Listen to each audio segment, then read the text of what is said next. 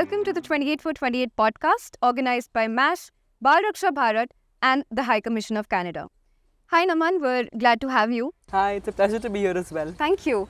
So I'll just quickly introduce the 28 for 28 campaign, which is an initiative to empower more young climate change makers and give them a platform to showcase their stories, inspire more young people. And the idea of for 28 for 28 is to identify and give a platform to 28 young change makers in the run-up to COP28. So once again, thanks Naman for joining us, and would you like to start by introducing yourself and some of your work? Of course, firstly, thank you for having me. It's a pleasure to be here and to be a part of 28 for 28. It feels very inspiring.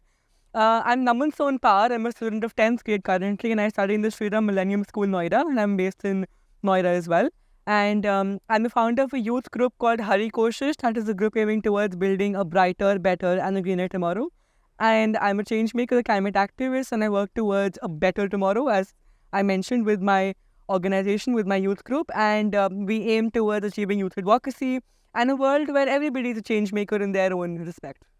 That's very inspiring. Naman, I would love to understand what inspired you to start on this journey. And I know you founded Hari Koshish and you did that when you were quite young. So what led you to start that, and how has your journey been? That's a great question. So I actually started my entire journey from the very beginning. My interest inclined towards nature and towards climate action and all in a very I'd say in a very immature manner when I was in 4th grade. And one of the environmentalists, Miss Madhu Bhatnagar, who's also my climate hero, came to our school for a session, and she held a session called Mother Nature Needs Half. And that session really inspired me, thinking that, she's mentioning all these problems of how the world could end, or how, people are dying and there's a catastrophe, and all we need to do is give half, not give full, not give 70% or 80%, just half our time, half our efforts, half our land, and, half of our mental capacity as well towards climate mitigation and action. That's what inspired me when I was in 4th to not work towards climate action then, but at least to get my interest into this field. And time progressed. I was a part of various small competitions like poster making and all with school representation, and that sort of sparked my interest more into this in a very, I would say, as I was mentioning, in a very immature manner. And although later, 1 year before COVID, I was a part of this panel discussion with Miss Dia Mirza and Miss Pragya Vats as well, who is my mentor. And I met them at with Pratyek as well. And the founder, Mr. Steve Rocha. So he's who got me in touch with MASH and Let Me Breathe and STC India as well. And that's when my inclination towards youth advocacy and change making actually started.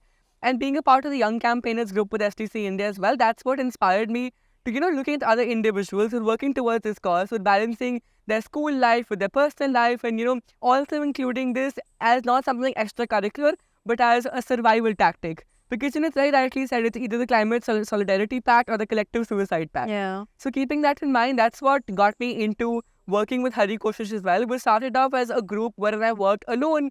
I don't know why I called it a group, honestly. It was just me, and I was working alone, and we started as an Instagram channel, looking at other people doing it. I clearly understood by then, Instagram is not the way towards achieving action, because taking action and talking about action are two different things. Yeah. Once that got clear into my head, I started asking my friends if they'd be interested to be a part of it. I made some connections. I met people through STC, through MASH Project as well, and through other networking events. And all this happened online, and when I was in 9th last year as well. And now I'm extremely proud to say we're a team. Hari Koshish is a team of 21 members, and we've divided each member into different groups, and we're all working towards, collective action. Yeah. So that's sort of my journey in short. Very, very interesting. It's great to see people starting out at such a young age. And it's actually interesting that, what things that we might consider as amateur, like poster making competitions, still are a step towards Of course. understanding a space like climate change. That's very interesting. Tell me more about, what is the kind of impact you've made, and, what do you envision when you think about a better world? Because you mentioned that, you're here to create a better world. So what does that look like for you? Okay, so before I get started, when I also talk about, people ask me what I'm going to do in this respect, and maybe, as for now, even though I'm in 10th, I don't have a clear answer what I want to do, but one thing I know for sure is when I'm 60, 70, 80, however so old, and I look back upon my life, I just want to know and I want to see that what work I've done throughout my life as a child and as an adult, as a teen, or, in whatever respect I have impacted someone's life. I have, my life being here has made not just my friends, my family, and myself happy and satisfied, it's also impacted the world. It's also, leaving your remark on the world. Yeah. So that's something I have in my mind since I was in sixth, that when I grow up and when I'm, sitting on a chair and looking back to how my life has gone through, I want to be able to point out how I have impacted the world and how I've impacted people and how my presence had made a remark, not by achieving fame, but by achieving self-satisfaction. Yeah. And in regards to what you had asked, so my work with Hari Koshish is towards youth advocacy, climate action, mitigation, and climate control. And one environmental problem which I address with, my head straight is waste management. Because I strongly believe that, when you do master waste management, that helps you work towards various SDGs. That's climate action, that's life on land, that's life below water, that's, clean water, sanitation, hygiene as well, wash. And all of these things really add towards achieving climate action more than climate change. And, something I go by is also pollution to solution. And maybe looking at climate change not as an issue, but as an opportunity. Because, see, if we're in this cubicle of climate action, the only way out, climate change, the only way out is to open the door. Yeah. You can't wait it out. There's no possibility of that. So when you need to do something, my mindset goes towards taking whatever is going to happen or whatever is happening, not in an optimistic manner, if I can't do that, but maybe as an opportunity or as something which I need to do. So how I can gain inspiration from that to work towards. Yeah. If you could repeat the second part of what you had asked, I'll get to that as well. What does a better world look like for you? A better world to me, as I'd also mentioned, is a world full of change makers. So, people often believe that change makers is a very heavy term. I think it's not a very, very heavy term, but of course, that is responsibility, right?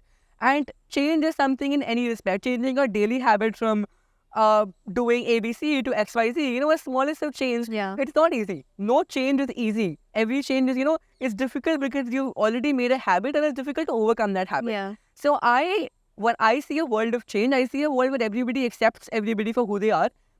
Of course, this is something which everybody wants, but also when everybody understands that driving change is not doing something big. It's not meeting people who, people in high power. It's not about, it's not just about telling people what you're doing. It's also about getting to change yourself from within. Yeah. And one of my favorite aspects of being a climate activist, of being a change maker, is currently it's not the change, of course it's about the change which I have seen in my surroundings as well, but it's also the change which I have experienced from my own lifestyle. Because I'll tell you the mental thinking and the capacity in your mental horizon, I'd say at least mine from what I can see from my own self, I've really developed from how I used to always think of something as a problem. Yeah. And when the problem is coming up, only, thinking about the problem and only discussing the issue again and again, not just in school, but in my personal life as well.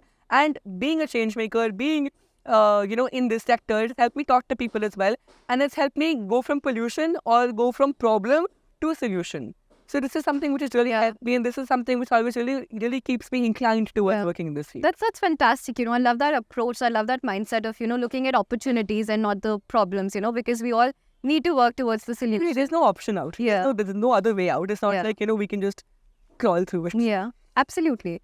I think, because you mentioned that for you, a better world is a world full of change makers.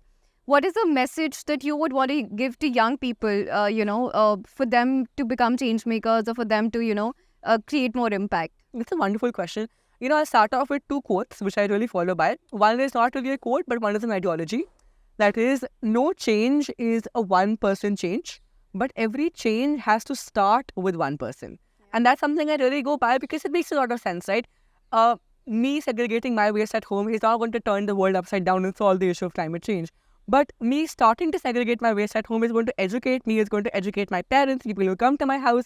And I think change is a very rippling effect. It's not something which I do, which is not going to spread. It's something I start and it carries on. Right. Coming to this. And one quote I go by, which is by a very famous influencer, it's in Hindi, and that says, एक के करने से कोई फर्क नहीं पड़ता, लेकिन एक के करने से बहुत फर्क पड़ता है, और इन दोनों में सिर्फ एक का ही फर्क है. Yeah. So, all these things, even though they sound cliche, I think it's not about being cliche, it's about actually understanding the practicality of all these things. Absolutely. And the message I would like to give to, other people who are into this field or who want to enter this field, because I'd say it's not really a field. Green careers is not green careers, it's just including your passion and merging it with practicality and sustainability. It's like Ikigai, if you're aware of that concept. Yeah. So I think one new circle in Ikigai is to also match your passion with sustainability and match your passion with reality. Because that's the ultimate goal, right? To be stable, not just financially, not just socially, not just legally, but environmentally, but being balanced within your own self as well. So this is the message I'd like to give out to everyone, is to not think of this as a separate field, but to think of this as not even passion, but as passion for protection. Yeah. Not as something, else, not as loving butterflies or liking the way how birds fly. That's a different perspective, right? But maybe thinking of all this as a passion for protection, in fact, as a need for protection, because Earth rights aren't just Earth rights. Earth rights are human rights. Earth rights are child rights. And if we don't start protecting our own rights, no one else is going to pitch in for us. No, that's very wisely said. Thanks for that, Naman. And I think the idea of 28 for 28 campaign is also to bridge gap between various stakeholders, because it's ultimately people sitting in the powers of position to be able to make more change. Right. So, what is the message that you would want to give to the world leaders hearing you? What is it that you would want to say, and what is it that you would want them to hear? Yeah. So, to all the world leaders, I think one thing I want to say, which I also quote, is that the youth doesn't just need a seat on the table, the youth needs a say on the table. And I think one thing which I also recommend governments to work together, because if there are people in power, it's essential to utilize that power as well, which all nations are doing absolutely wonderful work. But from the side of youth, one thing I'd love for it to be as an addition are two things actually. It's a two-pronged approach. One approach is that, I think it's going to be a good idea if we start merging youth councils, youth boards, alongside parliamentary boards. And if youth councils and parliamentary councils work together towards climate mitigation, adaptation and action, that's going to be a better way towards it, because at the end of the day, it's the now generation's world to live in, and it's the upcoming generation's world to live in. And who better than the current generation to talk about the current generation, right? So that's something which I'd like to put forward. It's something which everybody is saying, but to streamline it into words and to give a direction to it is to merge youth councils and youth bodies with parliamentary councils and parliamentary bodies, so that one can explain all dimensions of an argument or all dimensions of a problem. What dimensions? Legal, environmental, social, political, welfare, all of these dimensions when explored is something when I feel a problem is actually going to get solved, right? Yeah. And another approach to this is to stop taking climate action, or, to stop taking what people in the field of change making do as extracurricular. So whenever someone asks me what I do when I talk about Hari Koshus and everything, they add that, it's a wonderful extracurricular for me. But I think what's important to understand, and it's not an extracurricular thing. If I excel in some science Olympiad, it's not extracurricular, it becomes academic. And I believe that most academic learning, even though I'm just a student, and from a student's perspective, most academic learning, at least for me, is not from books. It's from the indirect learning. Because, your personality and how you are, it depends on who you're with. So it's all indirect learning. Yeah. And I think it's important for people, for governments to understand and to add climate education as not just extracurricular, but as in-curriculum activities, as in-curriculum education, and not textbook education, experiential education. So maybe like SUPW and CAS is there for ICST and IGCSE. Yeah. And I'm not aware of what is there for CBSE, but to add these experiential, maybe off-sites, that help students really see what the problem is. Because without experiencing what the problem is, you can't be expected to come up with solutions for the problem. So I think adding this new dimension towards climate education and making it compulsory, not co-curricular, is is a message I would love to put out to the world leaders. And I really hope to see an action plan in, and I'd love to work towards as well. Yeah, wonderful. Thanks for that, Naman. And I think, my last question to you would be, how do you feel being a part of 28 for 28? And, how do you think more campaigns such as 28 for 28 are a step towards creating a, better impact in the world? So how I feel, in one word, inspired. I think it's all about the people you're with, the people, I had a conversation with someone recently, and we spoke about how it's important to be with people who are like-minded, but it's also important to be with people who are not like-minded. Because to get to a solution for any problem, for any opportunity, you need similar aspects so that you can streamline one aspect, but you also need different aspects, not just for diversity, but for different thought processes, for different thought processes. If I think of something as ABC, you might think of something as XYZ. And if both of us have someone to streamline an approach with, it's two approaches, it's two-pronged approach, and thus helping us, bridge the gap easier. Yeah. And this is something which I'm really passionate about with 28 for 28, because I feel that 28 for 28 is going to give people like me and other change makers, other youth ambassadors, other youth leaders, an opportunity to be with like-minded as well as not like-minded people to work towards change, not just gender equality, not just climate action, not just life on land. Change in perspective of world that is equitable, that's sustainable, and that's, of course, not a utopia because nothing can ever be perfect, but maybe closer to one, or at least a step forward, so that, when you see the current world or the problems inside it, maybe 20 years later or 50 years later, you don't see these problems. Of course, there'll be new issues with new adaptations, but that will be something which will be able to streamline, and that's only possible when the youth does start taking action.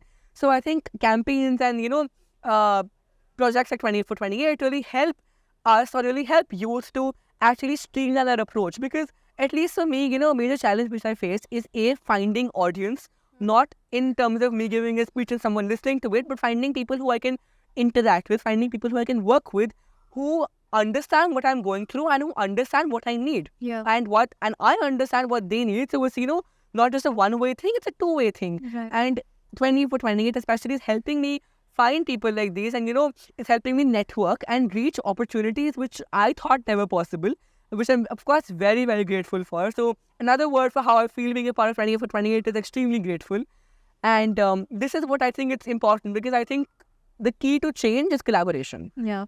So Wonderful. No, thank you so much, Naman. You've really inspired our audience, and I hope that everybody listening to us will, contribute to this campaign and will continue to inspire us and more young change makers to create an impact. So, yeah, thank you so much, Naman. thank you for having me. It's a pleasure to be here. And to all those listening to this podcast or listening to this episode, just remember, it's important not to shy away. And the important thing to do is never stop questioning, because that's what's going to lead you to your solution and to your life plans.